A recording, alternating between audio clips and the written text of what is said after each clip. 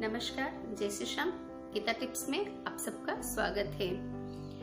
आज मैं आप लोगों को एक ऐसी सच्ची घटना के पास लेके जा रही हूँ जो काफी साल पुरानी है और मेरी मम्मी से जुड़ी हुई है। आज मैं आप लोगों को मेरी मम्मी की भक्ति के बारे में बताना चाहती हूँ कि मेरी मम्मी की भी भक्ति कितनी ज्यादा प्रबल थी और कितनी उनमें निष्ठा थी। तो आज से कम भी 35 साल पहले की बात होगी, ये 35-37 साल पहले की बात होगी। तो मेरी मम्मी, जैसे मैंने आप लोग को पहले भी बताया कि मेरी मम्मी श्याम बाबा की बहुत बड़ी भक्त थी। तो हम लोग पहले बॉम्बे में रहते थे। तो बॉम्बे में एक कांता बाई बोल के थी, कांता भाभी आंटी थी, कांता बाई बोल के, जो आज भी उनकी धर्मशाला खाटू में श्री श्याम एक मंडल के नाम से जानी जाती है। उनकी जो मंडल की जो थी हेड, उनका नाम कांताबाई था। हम लोग कांता मौसी जी उनको बोला करते थे। मम्मी की बहुत ही अच्छी और बहुत ही बेस्ट फ्रेंड हुआ करती थी उन दिनों। और वो भी श्याम बाबा की बहुत बड़ी भक्त थी। उन दिनों उनकी बहुत चर्चाएं होती थी, उनमें भी श्याम बाबा की बहुत शक्ति थी और बहुत बड़ी भक्त होने के कारण उनके पास भी बहुत लोग जाया करते थे। तो मेरी मम्मी को भी श्याम बाबा का रास्ता दिखाने वाली वही थी, कांताबाई, जो कांता मौसी जी जो थी वही थी। तो उनके घर में बाबा की शीश की फोटो हुआ करती थी। तो मम्मी का भी बहुत मन करता था, लेकिन कहा जाता था कि बिना बाबा के हुक्म के बाबा के शीश की फोटो घर में नहीं रख सकते। तो मम्मी ने कांता मौसी जी से कहा कि वो, हम लोग उस टाइम बॉम्बे में थे। तो बॉम्बे के बाद हम लोग जैसे कैलकाटा शिफ्ट हो गए थे। तो कैलकाटा शिफ्ट होने के बाद फिर एक बार मम्मी बॉम्बे गई थी। तो कांता मौसी जी से जब मिली तो मम्मी ने उनसे कहा कि उनके पास एक बाबा की शीश की फोटो थी बहुत सुंदर। तो मम्मी ने कहा कि ये फोटो आप मुझे दे दो। तो बोला, नहीं, मैं तुझे नहीं दे सकती ये फोटो, बाबा का हुक्म नहीं है, बाबा का हुक्म नहीं, इसलिए मैं तुम्हें ये फोटो नहीं दे सकती। मम्मी को बहुत तकलीफ हुई, बहुत दुख हुआ, मम्मी को बहुत रोना भी आया। तब मम्मी ने बाबा से कहा कि मैं ऐसी भक्ति करूंगी बाबा कि आपको खुद को चल के आना पड़ेगा मेरे पास। अब मैं किसी के सामने मांगूंगी नहीं, आपको खुद को ही चल के मेरे पास आना होगा। तो मम्मी वहां से ट्रेन में बैठी, बॉम्बे से कैलकाटा आने के लिए ट्रेन में बैठी। तो हम लोग सब बहुत छोटे छोटे थे। तो मम्मी हम लोगों को, मेरी चाची जी रहती थी बगल में, तो उनके घर पे छोड़ के गई थी। हम लोग 4 भाई बहन हैं, 3 बहन और 1 भाई है। तो हम लोग चाची जी के घर पे रुके हुए थे।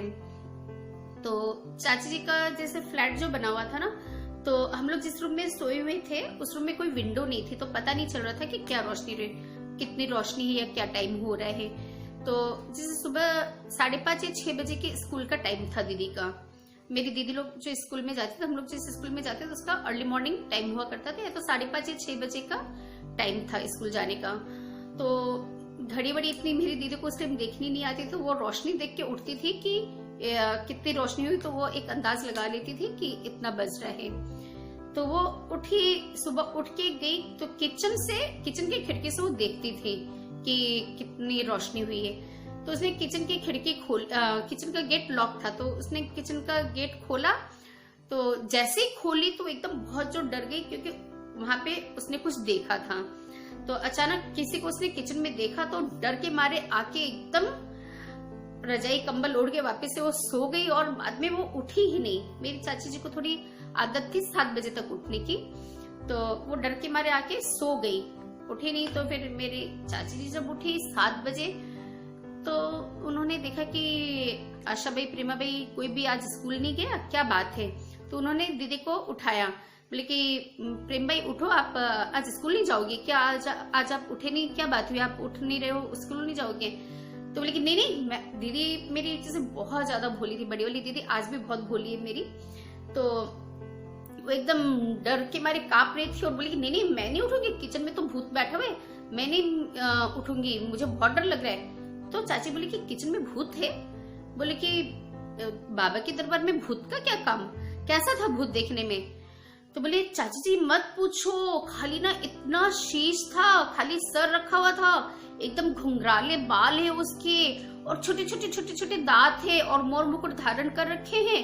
और जब मैं उनको देखी तो मुझे देख के मुस्कुराने लगे। तो मैं तो डर के मारे देखिए मेरे अभी रोंगटे खड़े हो रहे इस बात को बताते हुए आप लोगों को। एकदम हकीकत है, सच्ची घटना है। मेरी दीदी भी उस वक्त बहुत छोटी थी, तो वो ऐसे डिस्क्राइब कर रही थी, बोलते कि एकदम घुंघराले बाल है, बड़ी बड़ी आंखें हैं और शीश पे मुकुट धारण किए हुए हैं और एकदम छोटे छोटे दांत है। और जैसे ही मैं देखी तो मुझे देख के मुस्कुराने लग गए। मैं तो डर के मारे किचन का गेट फिर से बंद करके आके मैं तो सो गई, मैं तो नहीं उठूंगी, मुझे तो बहुत जोर डर लग रहा है। तब चाची बोली कि तो सारी निशानी श्याम बाबा की बता रही, खाली शीश जो है श्याम बाबा की खाली शीश है। जो लोग नहीं जानते उनके लिए मैं बता देती हूँ, श्याम बाबा का पूरा शरीर नहीं है। खाटू श्याम जी मंदिर में भी आप जाओगे तो सिर्फ खाली शीश की ही पूजा होती है श्याम बाबा की। तो शीश वहां पे प्रकट हो गए था, बाबा वहां प्रकट हो गए थे। तो मेरी चाची बोले निशानी तो आप सारे श्याम बाबा की बता रहे हो, तो वो तो श्याम बाबा थे, भूत कहां से? तो फिर जाके देखो तो वहां पे कुछ भी नहीं था। तो फिर उन लोगों को समझ में नहीं आया कि आखिर ये घटना हुई तो क्यों, आखिर बाबा इस तरह आए और फिर चले भी गए। किचन की फटकड़ी पे बाबा बैठे हुए थे और बाबा ने मेरी दीदी को दर्शन दिया। फिर जब मम्मी आई तो मम्मी को ये सारी बात बताई, तब मम्मी ने बताया कि देखो वहां पे मैं कांता भाभी को बोली कि मुझे श्याम बाबा की फोटो दे दो, बाबा की मुझे शीश की फोटो चाहिए, उन्होंने मना कर दिया। तो मैं बाबा को बोली थी बाबा मैं ऐसी भक्ति करूंगी कि आपको खुद को आना पड़ेगा। तो बाबा ये चीज साबित कर दिए कि मेरे पहुंचने से पहले ही बाबा यहाँ आके चले गए हैं। ये साबित करता है कि बाबा को भी मेरी कितनी चिंता है। तो ये थी मेरी मम्मी की भक्ति की, जो मेरी मम्मी की भक्ति के कारण मेरी दीदी को बाबा के इतने सुंदर दर्शन हुए और बाबा ने बताया कि देख तेरे पहुंचने के पहले मैं यहाँ पहुंच गया हूँ। तो वो बहुत ही, और ये एकदम सच्ची घटना है क्योंकि छोटी सी बच्ची कभी भी झूठ नहीं बोलेगी। मेरी दीदी भी उस टाइम बहुत छोटी थी, उन्होंने ही ये सारी बातें हम लोगों को बताई थी। उम्मीद करती हूँ कि आप लोगों को मेरी ये बात भी अच्छी लगी होगी। यदि आप लोगों को मेरी ये बात अच्छी लगी है तो इसे आप लाइक करिए और ज्यादा से ज्यादा शेयर करिए और मेरे चैनल को सब्सक्राइब करिए, ताकि मैं और भी आगे आप लोगों को इस तरह की सत्य घटना आप लोगों को भगवान से रिलेटेड बताती रहूंगी और हेल्थ से रिलेटेड भी बताती रहूंगी। इसी के साथ जय श्री कृष्ण।